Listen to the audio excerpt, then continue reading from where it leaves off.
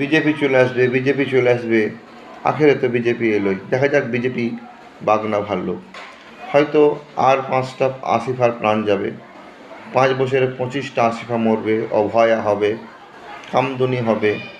কিন্তু বগটুইটা কিন্তু টিএমসির পিরিয়ডেই হয়েছিল।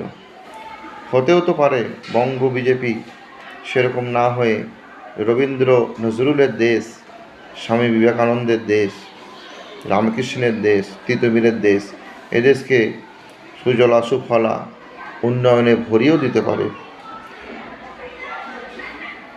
গুজরাটে একবার সাম্প্রদায়িক দাঙ্গা হয়েছিল, কিন্তু এখন সেই জায়গাতে মুসলমানরা একজন হিন্দুকে নির্বাচিত করেছে নির্দল প্রার্থী হিসাবে ওই গোধরায়। তাহলে তারা তো সেটা নিয়ে ভাবে না, আর আমরা ওই গোধরা নিয়ে বিজেপির ভয়ে মরছি কেন? দেখা যাক বিজেপি মুসলমানদের বা ভারতবর্ষের হিন্দুদের এই পশ্চিম বাংলার উন্নয়ন করছে, নাকি দেশটাকে আরও পিছিয়ে দিচ্ছে, সেটা দেখার বিষয়।